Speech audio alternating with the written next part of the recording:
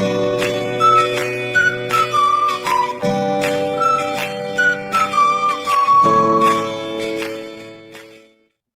आज हम सभी लोग पढ़ने वाले हैं इकोनॉमी का chapter number 3 money and credit. Money का मतलब पैसा होता है और क्रेडिट का मतलब लोन होता है। ओके, तो चैप्टर पढ़ने से पहले हम लोग कुछ इंपॉर्टेंट टर्म्स को जान लेते हैं। ओके, तो पहले बात करते हैं डबल कोइंसिडेंस ऑफ वंस के बारे में। It's means that both the parties should agree to buy and sell each other goods. यानी कि दो पर्सन हो, एक आदमी अगर आपको बेचना चाहता है और दूसरा आदमी ये सामान खरीदना चाहता है, तो इसी को हम डबल कोइंसिडेंस ऑफ वन बोलते हैं। मतलब कि अगर पहला आदमी बेचना चाहता है और दूसरा आदमी खरीदना नहीं चाहता है, तो ये डबल कोइंसिडेंस ऑफ वंस नहीं होगा। अब ये भी जान लेते हैं कि बार्टर सिस्टम क्या होता है। A system where goods are exchange money is not used in a barter system. यानी कि सामान को एक्सचेंज करना। आइए इस एनिमेशन के जरिए समझते हैं। सपोज दैट यह राम है और यह राजू है। राम के पास बहुत सारा वेट है और राजू के पास शूज है। राजू को वेट की जरूरत है और राम को जूते चाहिए। तो राम क्या करेगा, फटाफट से राजू के पास जाएगा और राजू को अपना गेहूं देगा, और जो राजू है, राजू फटाफट से उसको शूज दे देगा। यानी कि आपने इसमें देखा कि इसमें कोई भी पैसे का यूज नहीं किया गया। सो ये एक ऐसा सिस्टम है जिसमें आप प्रोडक्ट को बाय कर सकते हैं एंड सेल कर सकते हैं विदाउट यूजिंग द मनी। तो यही होता है बार्टर सिस्टम। ओके, तो जानते हैं money as a medium of exchange क्या होता है। हम सभी लोग अपनी दिनचर्या की लाइफ में पैसे का बहुत ज्यादा उपयोग करते हैं, जिसमें से बहुत सारे गुड्स खरीदते हैं, ट्रांजेक्शन करते हैं और भी बहुत कुछ करते हैं। यही नहीं बल्कि हम पैसे को इजीली होल्ड भी कर सकते हैं। अगर हम कुछ खरीदना भी चाहते हैं तो हम पैसे की मदद से खरीद सकते हैं। इसमें डबल कोइंसिडेंस ऑफ वंस को हटा दिया गया और इसके जगह पे money as a medium of exchange को रखा गया। मनी बायर एंड सेलर के बीच में बहुत अच्छी तरीके से काम कर रहा है। So money is known as medium of exchange. अब जानते हैं मॉडर्न फॉर्म ऑफ मनी। इसमें शुरुआती समय में कुछ कॉइन्स यूज किए जाते थे, जैसे कि ग्रेन एंड केटल का यूज किया जाता था as a money. Metallic coins का भी यूज किया जाता था, जैसे कि गोल्ड, सिल्वर, कॉपर कॉइन्स। फिर उसके बाद करेंसी आई एज अ पेपर नोट्स और कॉइन्स के तौर पे, और ये पेपर नोट्स और कॉइन्स जारी किया गया है आरबीआई इंडिया के जरिए। अब इसमें एक सवाल उठता है, व्हाई इज मनी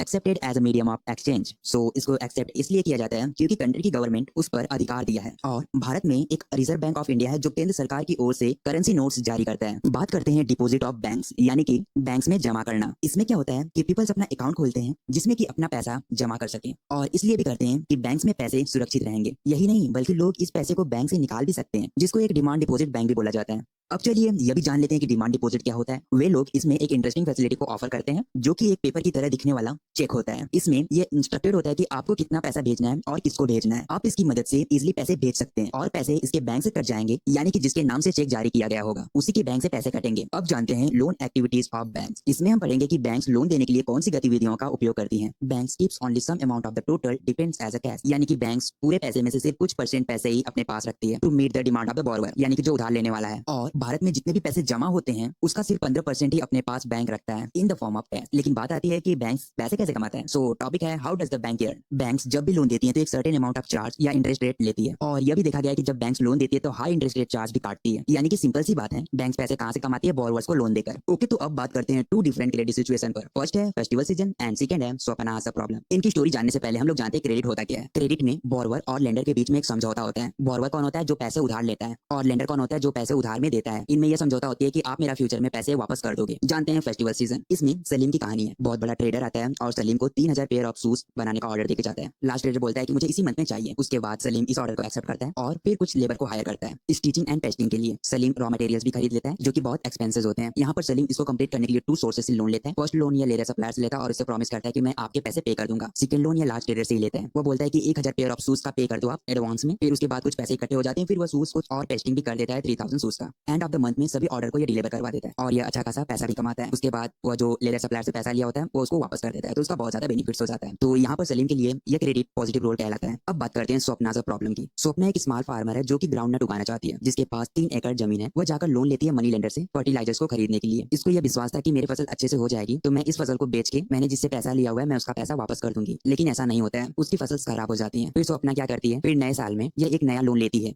खेती करने के लिए। उसका फसल हो तो जाता है लेकिन कुछ ठीक ठाक नहीं होता, जिसकी वजह से वह जो पुराना लोन है वह भी वापस नहीं कर पाई और नया लोन भी तैयार हो गया। और यह अब लोन चुकाने के लिए ये जमीन का अपने एक पार्ट बेचती है, जिससे वह लोन को चुका पाती है। तो स्वप्ना के केस में देखा जाए तो स्वप्ना को यहाँ पे कोई भी प्रॉफिट नहीं हुई, तो यह स्वप्ना के लिए क्रेडिट निगेटिव रोल कहलाता है। अब पढ़ते हैं टर्म्स ऑफ क्रेडिट को। टर्म्स का मतलब होता है शर्त, ऑफ का मतलब होता है का, और क्रेडिट का मतलब होता है लोन। यानी कि लोन लेने के कुछ शर्त हैं। यानी कि जो लेंडर होता है वो बॉर्डर को कुछ देता है, जैसे कि मनी, गुड्स और सर्विसेज। देने के बाद यह टर्म्स ऑफ क्रेडिट के तौर पर उससे इंटरेस्ट रेट लेता है, मेड ऑफ रीपेमेंट के लिए बोलता है, और इससे एक डॉक्यूमेंटेशन भी मांगता है। इन सभी को कोलेटरल भी बोला जाता है। जान लेते हैं कोलेटरल क्या होता है। Collateral is an asset that the borrower owns such as land, building, vehicles, livestock, deposit with banks and uses this as a guarantee to lender until the loan is repaid. यानी कि जो आपका lender है या borrower से एक security के purpose पर इसमें से कुछ चीजों को लेता है, जैसे कि house paper, vehicles paper, deposit with bank, यानी कि जितना ट्रांजैक्शन आपने किया हुआ है, जैसे कि ज्वेलरी और भी बहुत कुछ, इसमें से एक चीज लेंडर को देनी पड़ती है, तभी जो आपका लेंडर है वो बोरोवर को लोन देता है। और इसमें यह भी होता है, अगर बोरोवर ने लेंडर का लोन वापस ना कर पाया तो लेंडर क्या करेगा, जो सिक्योरिटी के पर्पस से उससे बिल्डिंग पेपर्स, हाउस पेपर्स या व्हीकल्स पेपर, इसमें से कुछ भी एक लिया होगा, यह बेचकर अपना लोन चुकता करेगा। और हाँ, आपसे मेरी एक छोटी सी रिक्वेस्ट है, अगर आपको यहाँ तक चैप्टर समझ आया हो तो वीडियो को लाइक करके चैनल को सब्सक्राइब कर दीजिए। तो इसी बात पे चलते हैं formal and informal sector credit पर। जानते हैं पहले फॉर्मल सेक्टर क्रेडिट क्या होता है। जब आप किसी बैंक ऑपरेटिव से लोन लेते हैं तो यह फॉर्मल सेक्टर क्रेडिट होता है। अब जान लेते हैं इनफॉर्मल सेक्टर क्रेडिट क्या होता है। जब आप फ्रेंड,